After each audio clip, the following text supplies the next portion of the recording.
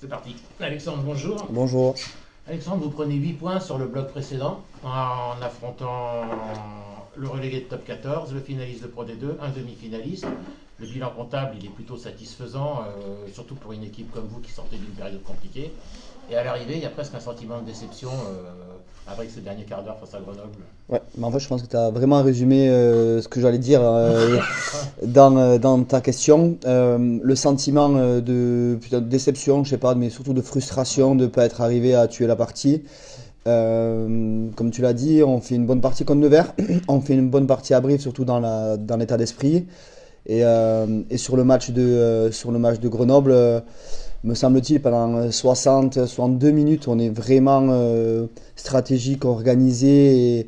Et le reproche qu'on peut se faire, c'est qu'on ne tue pas le match. On a beaucoup de possession. Vous êtes quand même encore en tête au score. Ouais, on repasse devant. Et puis voilà, j'assume une part de responsabilité puisque c'est moi qui fais le coaching. Je pense que j'ai pas été fait un coaching opportun à ce moment-là. Peut-être que j'ai coaché un peu trop tôt.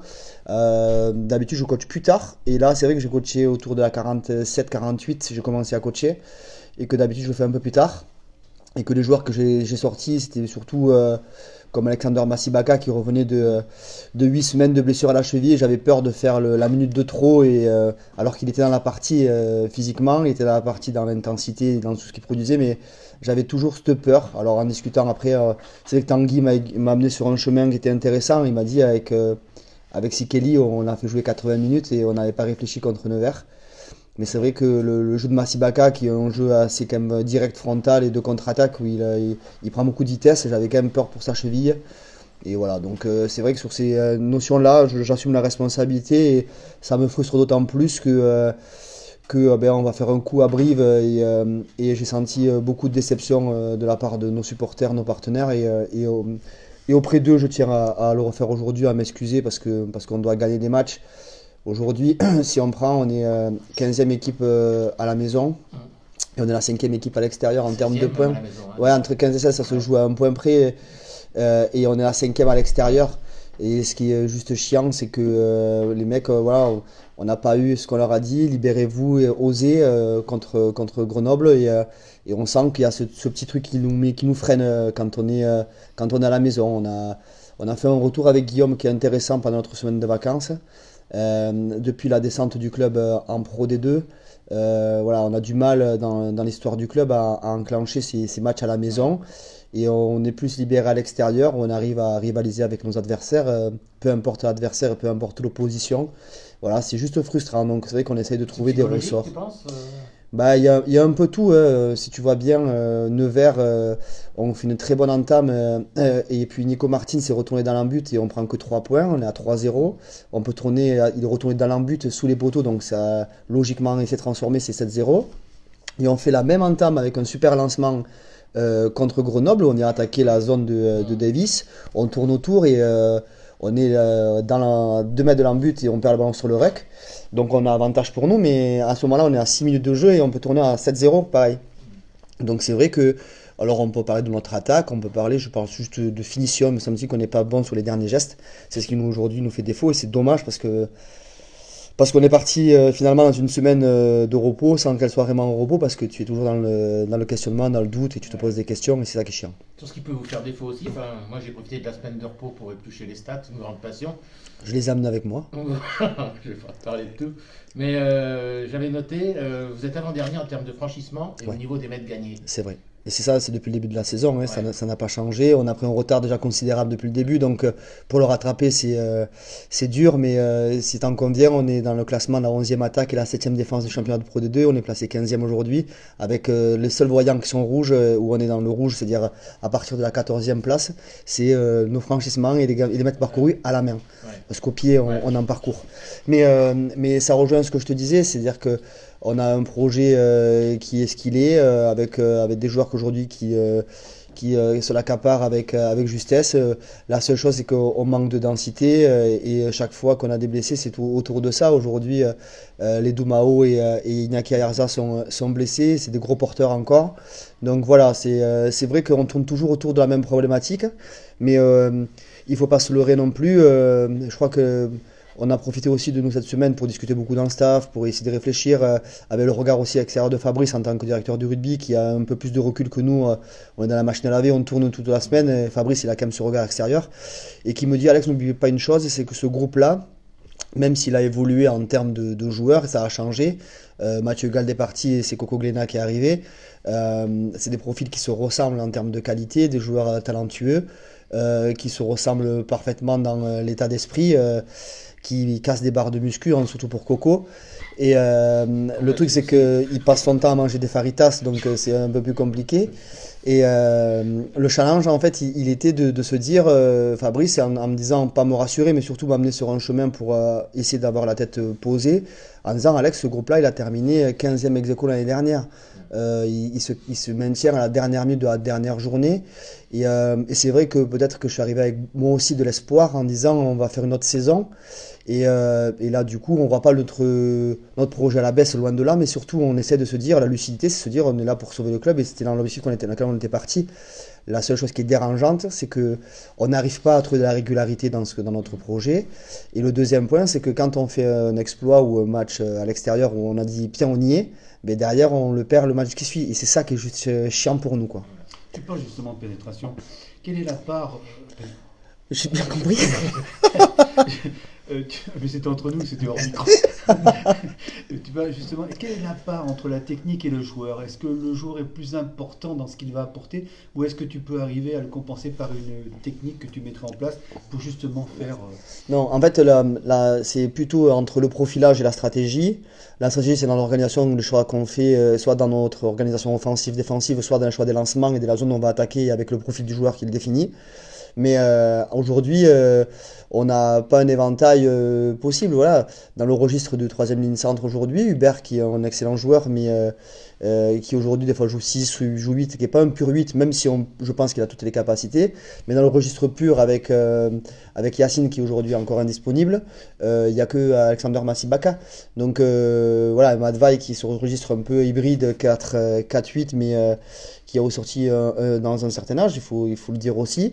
Et voilà, Massi a cette fraîcheur et de la jeunesse et de la fougue qu'on n'a pas quand on doit coacher. Donc quand tu enlèves Massi et que derrière tu fais rentrer pas des joueurs purs au poste, tu es en difficulté. Donc c'est là où depuis le début, sans vouloir me plaindre et loin de là, je suis très fier de l'équipe que j'entraîne, je suis très fier de faire partie de ce club et de cette aventure.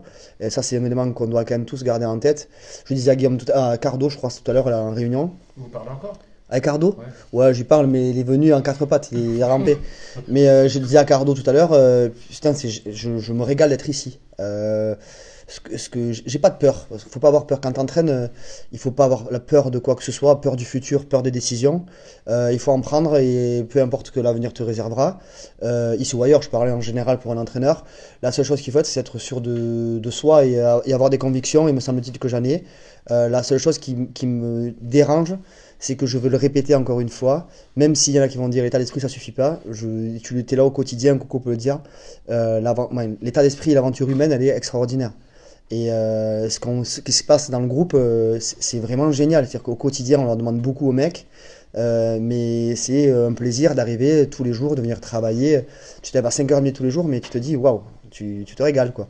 Donc, putain, il nous manque pas grand-chose pour juste être un peu plus serein. Voilà. C'est vrai qu'au quotidien, tu as la boule au ventre, pas de la peur, tu as la boule au ventre de ne pas réussir à atteindre ce que tu t'es fixé comme objectif. Parce que vous avez 3 points de retard sur le maintien hors barrage. C'est important pour toi, ces 3 points, ça représente déjà quelque chose ou franchement... Bah, tu sais comment ça peut aller très vite, tu connais le rugby, on a la 12e journée ce week-end, il en reste encore 18 derrière, donc non, je suis pas inquiet du tout. La seule chose c'est que tu veux te rassurer comme dans tout, et puis le projet, si on veut aussi avoir une visibilité sur le futur et pas de semaine en semaine et avoir ce stress dans le ventre, ben, l'idée c'est qu'on peut se rassurer le plus vite possible et ça nous permettrait d'avoir une visibilité sur l'avenir. Aujourd'hui c'est vrai qu'elle est... L'avenir est restreint dans cette visibilité-là, puisqu'on est toujours en train de penser, voilà, on est barragiste aujourd'hui, donc il faut se poser les bonnes questions, on essaie de travailler dur, franchement, je suis très content de la qualité et de l'investissement des joueurs au quotidien, c'est remarquable, et j'en dérogerai pas, et je le dis depuis que je suis arrivé ici, c'est vraiment ma première pensée. Le club familial de la qualité de Didier Pichot et ce qu'il véhicule comme message au quotidien, je crois que le club est à l'image de ses valeurs. Mais voilà, on souhaite juste se rassurer rapidement et se dire, putain, arrêtons d'avoir la boule au ventre. On perd à Valence, on ne peut pas être dernier aussi.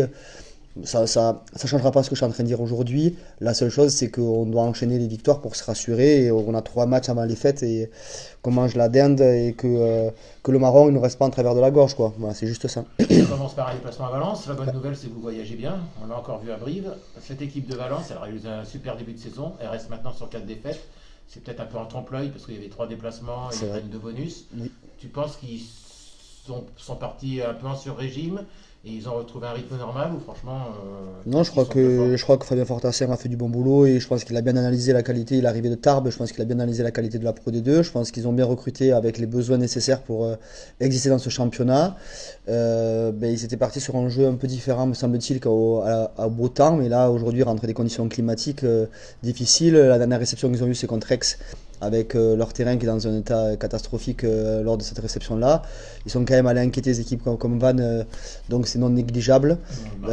Voilà, donc il faut pas se leurrer. Nous, ce qu'on a demandé aux joueurs, c'est rester nous-mêmes. Voilà. Si on gagne, c'est pour nous et pas pour les autres. Donc concentrons-nous sur nous, ce qu'on est capable de faire à l'extérieur et maintenir notre capacité à challenger les équipes. Est-ce qu'à la fin de ce bloc, tu tireras, je dirais, déjà des perspectives pour la saison, ou est-ce que ça fait partie d'un bloc je dirais normal, parce que le championnat après il est quand même encore là? Ouais, en fait on en tire au quotidien. Ce qu'on fait, je le demande à tous les membres de staff, et peu importe dans la structure dans laquelle ils se trouvent, que ce soit le médical, les prépas physiques, les analystes vidéo ou alors la partie rugby. Tous les fins de bloc, on fait des bilans.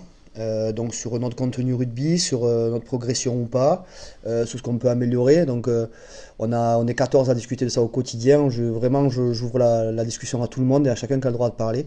Bien évidemment qu'après il y en a qu'un qui décide, mais c'est comme dans toute structure où il y a un décideur. Mais en tout cas tout le monde a le droit de s'exprimer et c'est là où c'est intéressant. Et on bosse beaucoup aussi avec les leaders. On fait une réunion ce début de semaine, une réunion fin de semaine avec les leaders avant les matchs. Ils ont aussi le droit de discuter sur le fonctionnement de la semaine, sur la stratégie de l'équipe et sur le fonctionnement du bloc. Donc on ouvre tout ça. Après, il est de votre ressort d'aller les questionner, mais je pense que vous avez assez au quotidien pour vous dire comment ça se passe à l'intérieur de l'équipe. On laisse beaucoup de place aux joueurs, mais le staff aussi a beaucoup sa place. Je ne vais pas expliquer à Tanguy Kerdrin comment on fait un lift en touche. Je suis incapable de le faire. Par contre, je sais qu'il le fait bien et je sais qu'il le travaille bien et qu'il explique bien aux autres. Donc ça, c'est le plus important pour moi. Juste pour revenir sur Grenoble, tu avais dit après le match un peu agacé de l'efficacité, la surefficacité grenobloise et de votre manque de propreté sur les zones de conclusion. Tu avais dit que dans le rugby moderne, c'était plus forcément l'équipe qui possédait le plus le ballon qui gagnait. Est-ce que ça t'oblige à repenser un peu ton système? Pas du tout. Tu vois Mais pas du tout. Pour te donner une stat, puisque j'aime bien les stats comme Eric Fillot et comme Tanguy Kerdrin, dans nos 30 mètres, dans la possession grenobloise, ils sont venus 9% de leur temps. C'est-à-dire qu'entre nos 30 mètres et notre ligne d'essai, la possession Grenoble sont venus 9% de leur temps. Et ils ont marqué 3 fois et on a volé 2 ballons en touche. Donc j'avais dit 4 et c'est 5 où ils sont venus après la conférence face après match. Non, je ne crois pas que ce soit un mauvais rugby. Je ne crois pas qu'il y ait une vérité. J'ai jamais dit qu'il y avait une vérité. C'était gris le rugby, c'est ou blanc ou noir. Et ça, j'y crois pas une seconde. C'est toujours gris. Il y a toujours cette possibilité de faire ce que toi tu penses et surtout avec les hommes que tu as avec toi. Aujourd'hui sur le match, on n'a pas été tueur. Si on marque d'entrée de match, si on marque sur une pénale touche où on a avantage, on se fait détruire encore le ballon porté. Nous on est gentil. Dès qu'on a un ballon porté, on fait une faute, on prend un carton. Et là, à 5 mètres, et les mecs ils nous défoncent comme d'hab. Et c'est un deuxième joker, mais on n'a pas été efficace sur le coup. Et c'est la seule touche presque qu'on a perdu du match, donc c'est frustrant. Mais du coup, non, je ne suis pas partisan de dire que c'est mieux ce qu'ils ont fait que nous. Et j'ai juste dit à la conférence de presse que c'est pas parce que tu as le ballon que ça te permet de gagner les matchs. Et pour preuve, je peux te donner beaucoup de matchs de la Coupe du Monde qui sont dans ce sens-là. Comment ça se travaille justement, le fait d'être plus tueur dans la zone de marque, des pénales touches sous pression dans les 22, comment ça se travaille Alors, il y a plusieurs questions à ça. Le travail que font les 2 entraîneurs des avants de notre groupe est de très grande qualité. Les joueurs travaillent très dur. Il faut savoir qu'on a fait un choix et on aurait pu faire différemment. C'est que Germain Burgot aurait pu jouer sur le protocole à 7 jours, mais mettre en danger un joueur sur sa santé pour le long du reste de sa vie au dépend d'un match de rugby, il était inconcevable pour nous de le faire sur ça. Et on a dû changer de capitaine de touche, sans que c'était Gauthier, lui, les capitaines de touche depuis le début de la saison, dans la semaine, avec des responsabilités sur Nico et Matt Buckboom. Et c'est vrai que sur le coup, c'est pas quelque chose qu'on travaille. C'est l'expérience collective, elle te permet aussi d'acquérir de l'expérience. Et aujourd'hui, Nico rentre dans la Coupe du Monde. Il a quand même ces 2 mois où il n'était pas avec nous. Et c'était 2 mois où Tanguy, il a essayé de redoubler d'efforts. Mais les journées sont que de 24 heures. On reste des êtres humains, il faut se reposer aussi, mais il a raison de travailler dur sur ça. Aujourd'hui, on a été défaillant sur cette touche-là. Mais Nico, il a quand même sauvé 2 pénales touches avec 2 ballons volés et heureusement qu'il le fait. Donc il y a des avantages, des inconvénients dans tout. Et aujourd'hui, on essaie de trouver un bon équilibre, une alchimie entre nous. Et le bien vivre ensemble, je le rappelle, je crois que c'est important. Et aujourd'hui, il faut qu'on arrive à enchaîner les victoires. Dernière chose, Alexandre, ça va être le premier match à Valence depuis le décès du jeune Thomas, qui était licencié à Romans. Oui. Il va forcément y avoir un contexte émotionnel particulier là-bas. C'est quelque chose à prendre en compte, non? Mais la première des choses, c'est que je présente mes condoléances à la famille. Il y a tout, j'en ai parlé avec Coco Glénat qui va arriver après, puisqu'il est quand même de la région et on en a discuté à midi. C'est un drame qui touche à la fois le rugby, mais c'est au-delà du rugby. C'est des choses qu'on ne devrait pas voir en tout cas dans la vie de tous les jours et encore moins sur la terre dans laquelle on arrive à vivre nous en France surtout dans de bonnes conditions. C'est dommage d'arriver à des bagarres même si ça arrive régulièrement, mais surtout à utiliser des armes et au dépend d'une vie, je trouve que c'est dramatique. Le deuxième point, c'est qu'on en a parlé encore avec Coco parce qu'on a mangé ensemble à midi et on disait que certainement qu'ils vont demander à faire une minute d'applaudissement ou de silence, mais on se doit de rendre hommage surtout à Thomas parce que ça ne doit pas arriver, ça ne doit pas avoir lieu et bien sûr que l'émotion sera présente, mais en tout cas on essayera de se servir de ça aussi nous pour être efficace sur notre entame de match. C'est même pas la même gravité, mais on va revenir quand même. À Montpellier, il y a eu un bon camion de la NPE qui est passé. Ouais. Comment tu t'es surpris? Alors en 2 mots, parce que pas la peine. T'es surpris? C'était quelque chose qui était attendu que tu savais? Moi, je ne sais pas qui a pris la décision. Je suis toujours en lien direct avec Philippe depuis mon départ de Montpellier. Je suis très proche toujours de Jean-Baptiste Elissalde parce qu'on a construit des liens et on se rejoint beaucoup sur le rugby. On discute énormément. Il regarde tous nos matchs et il m'écrit souvent des messages après les matchs pour donner son point de vue. Ce que je lui ai dit à Jean-Baptiste, je lui ai envoyé un texto parce que c'est jamais simple de vivre cette situation-là. J'ai juste souvenir d'un truc. Jean-Baptiste m'a dit un jour, tu sais Alex, mon père Jean-Pierre m'a dit une chose, on devient un bon entraîneur quand on s'est fait virer une fois.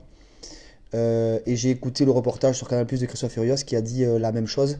Et ça venait, je crois, d'un très grand entraîneur de foot de Manchester United.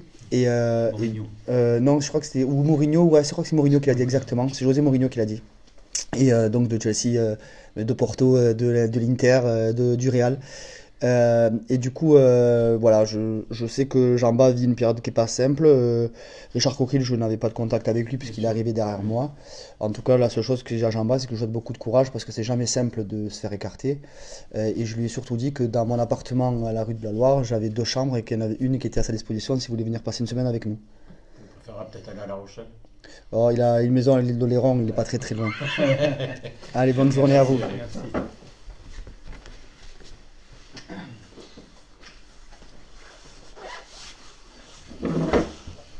Bonjour Corentin. Donc Corentin, tu as disputé les 4 premiers matchs de la saison avant de te blesser. Ça fait presque 3 mois aujourd'hui. Alors première question, comment ça va? Eh ben, ça va, enfin sorti de cette longue période. Ouais. J'ai hâte de remettre le bleu de chauffe pour défendre ce club avec tous mes camarades. Mais voilà, aujourd'hui le principal c'est que cette période est derrière moi et que tous les pépins physiques sont réglés. Ça doit être encore plus compliqué à vivre, j'imagine, quand on arrive dans un nouveau club, qu'on a envie de s'imposer et de prendre le pouls de tout le monde, d'être comme ça en circuit quoi, pendant si longtemps. Ouais, ça fait partie du métier, mais c'est compliqué à gérer parce que J'arrive d'une saison un peu compliquée aussi à Grenoble où j'étais en manque de temps de jeu, donc je viens ici avec un esprit qui est revanchard, voilà, pour me challenger et vraiment vivre quelque chose de nouveau et d'intense dans ce club.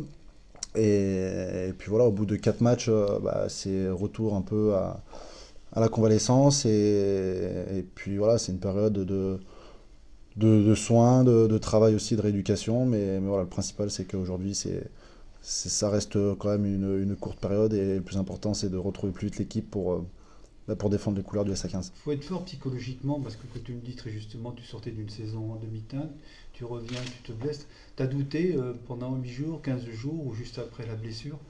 Non, pas de doute. En revanche, voilà, avec la période qu'on a traversée, on a eu beaucoup de blessés. À un moment, on avait 18 blessés à l'infirmerie, donc on a envie aussi de brûler quelques étapes pour reprendre le plus vite possible, pour aider l'équipe.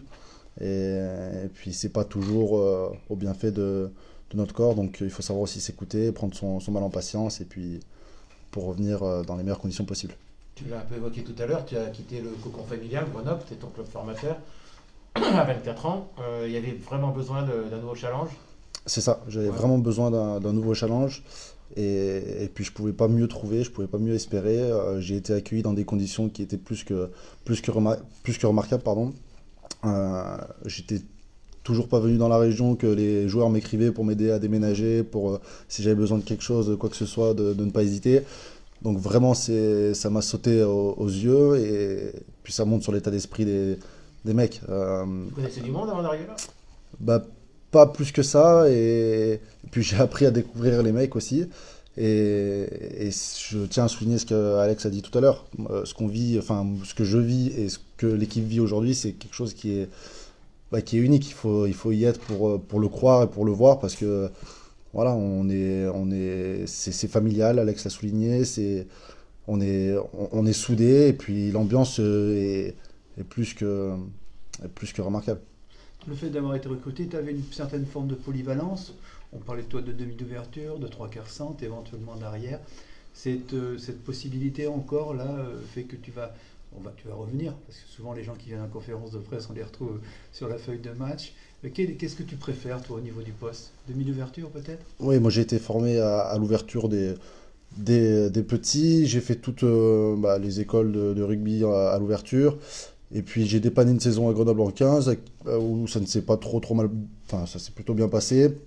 Et voilà, la polyvalence est quand même très important aujourd'hui dans le rugby. Ça permet de couvrir plusieurs postes, et donc je prends cette polyvalence avec plaisir. Mais aujourd'hui, mon poste que je préfère, oui, c'est effectivement ouvert. Vous allez à Valence, Corentin, c'est pas très loin de chez toi. Tu vas voir la famille, les amis pour ton retour à la compétition, non? Tu as une petite pas pression particulière, mais contexte particulier ou pas du tout? Non, zéro pression. Honnêtement, je m'en fous. Le plus important pour moi, c'est de retrouver les terrains. Et donc voilà, ça fait plaisir de retourner dans la région, mais ça peut être n'importe où. Le plus important, c'est de refouler la pelouse et de défendre les couleurs du club. Tu les connais un peu, ces Valentinois? Oui, je les connais plutôt bien. Des derbies, on en a joué depuis jeune, quand j'étais avant à Grenoble. C'est une équipe qui est pas facile à battre, qui est accrocheuse, encore plus sur la dynamique qu'ils sont depuis le début de saison. Mais le plus important aujourd'hui, c'est de se concentrer sur nous-mêmes. Je pense que notre plus grand adversaire pour nous, c'est nous-mêmes justement. On est capable de battre n'importe qui dans ce championnat, mais d'enchaîner aussi des prestations beaucoup moins bonnes. Et donc voilà, le mot aujourd'hui et cette semaine, c'est de se concentrer sur nous-mêmes pour pouvoir justement mettre à mal l'équipe. Dernière question, comment tu fais pour faire des bars en mangeant du faritas? Parce que tu as les deux mains prises normalement. Tu te le mets dans la bouche. Ça, c'est mon secret perso, ça je préfère le garder pour moi, c'est mon secret. Ouais. D'accord. Et combien, en moyenne, 2, 3 par bar ou un seul? Ouais, non, je suis un par un. Un celui-là. On fera un tuto. Tu nous feras un petit tuto? Ouais, pour la prochaine. Merci. Merci à vous.